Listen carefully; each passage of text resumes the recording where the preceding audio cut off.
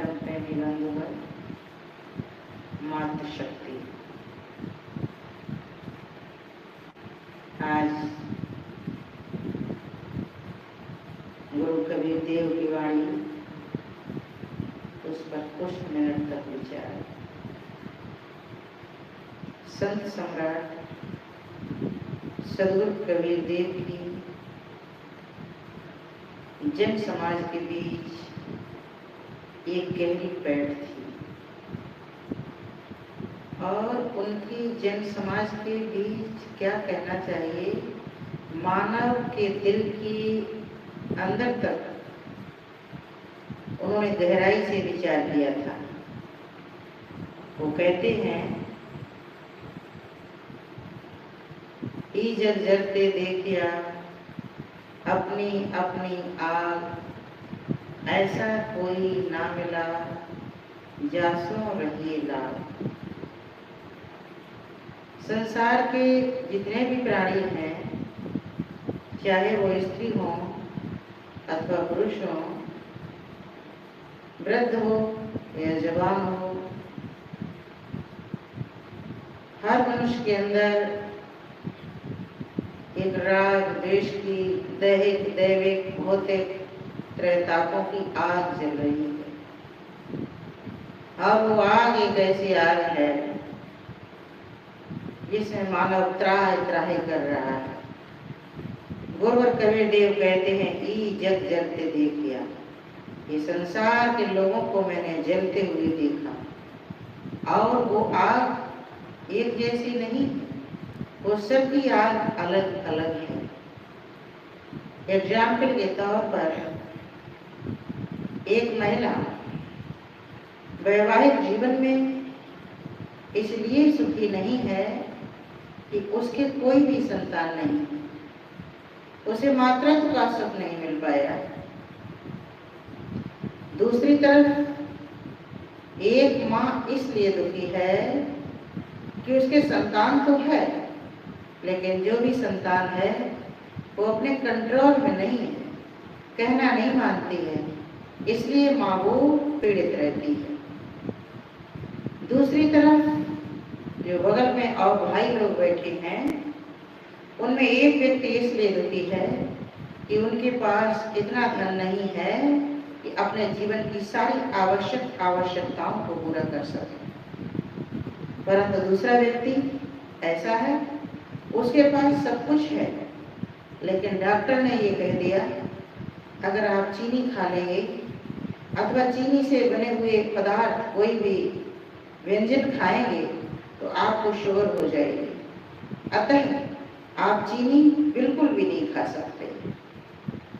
उसके घर में घी तो है, लेकिन डॉक्टर ने साफ मना दिया, घी से बने व्यंजन पदार्थ अथवा घी से लगी हुई रोटी, किसी भी रूप में आप चिकने पदार्थ नहीं खा सकते, चिकने भोज्य पदार्थ ग्रहण नहीं कर सकते। है सब कुछ, लेकिन फिर भी वो दुखी है।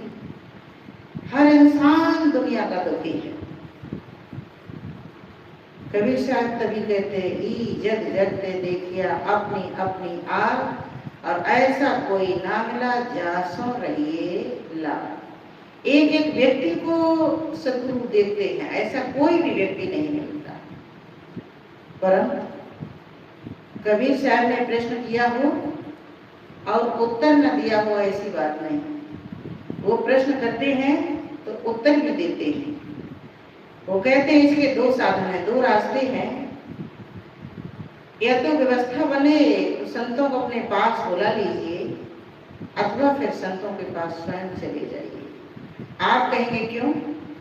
क्योंकि संत वृक्ष सद ज्ञान फल। संत जो है वो एक वृक्ष है और उनका ज्ञान सद्ज्ञान उसका फल है। संत वृक्ष सद्ज्ञान फल, शीतल शब्द विचार, और जो ना होते संत जन तो जल मरता संसार।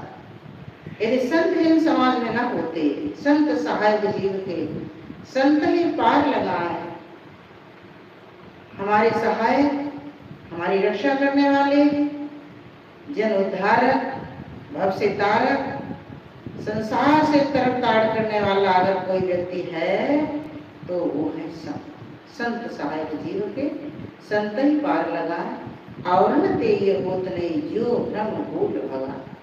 संसार के लोग हमको भ्रांतियां तो देंगे, लेकिन भ्रांतियों से दूर करने का रास्ता नहीं बताते। दुख की आग में, भ्रांतियों की आग में, अवैज्ञानिक मान्यताओं की आग में व्यक्ति जल रहा है।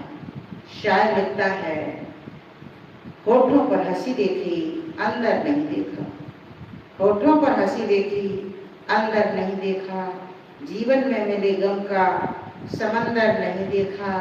कितनी हसीन है दुनिया, इसको जरा याद करो, अरे मर मर कर जीने वालों का मंजर नहीं देखा।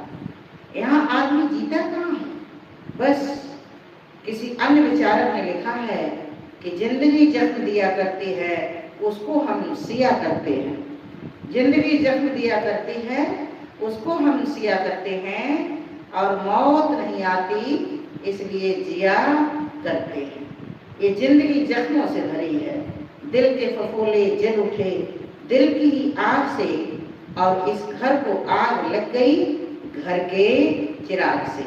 आप अपने जीवन में देखते हैं कि जितना दुख, जितनी पीड़ा, जितना कष्ट, जितनी प्रतिकूलता आप अपनों से पाएंगे, किसी गैर से नहीं पाते हैं।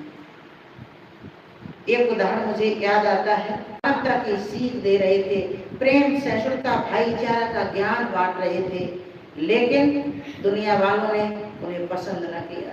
उनका ज्ञान संसार के लोगों को पसंद न आया, और बहुत लोग उनके विरोध में खड़े हो गए। विरोधी लोगों ने उन पर ईंट बरसाए, पत्थर बरसाए, प्रहार किया, प्रतिकूल बातें कहीं, वो सब सुनते रहे। लेकिन आप आश्चर्य करेंगे, सुकरात के एक दोस्त थे, एक साथी थे, जब लोगों ने ईंट पत्थर बरसाए तो उनके दोस्त ने भी उन पर प्रहार किया, मारा, लेकिन कागज में रखकर फूलों को मारा। एक कागज में पुड़िया जैसा बनाया और फूल मारा।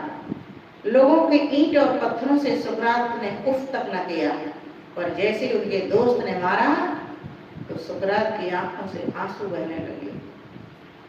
सुकरात के दोस्त धीमे से उनके पास गए और कहा, दोस्त आप रो क्यों नहीं हो?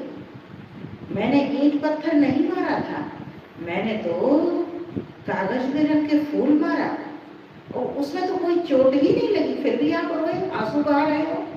सुकरात ने कहा, दोस्त मेरे मित्र, मैं चोट से नहीं रोया, मैं इसलिए रोया कि ये दुनिया के लोग तो मुझे जानते नहीं कि मैं कैसा हूँ, लेकिन तुम तो मुझे जानते हो कि मैं कैसा हूँ, क्योंकि तुम मेरे दोस्त हो, और तुम भी इन्हीं मारने वालों की लाइन में खड़े हो गए हो।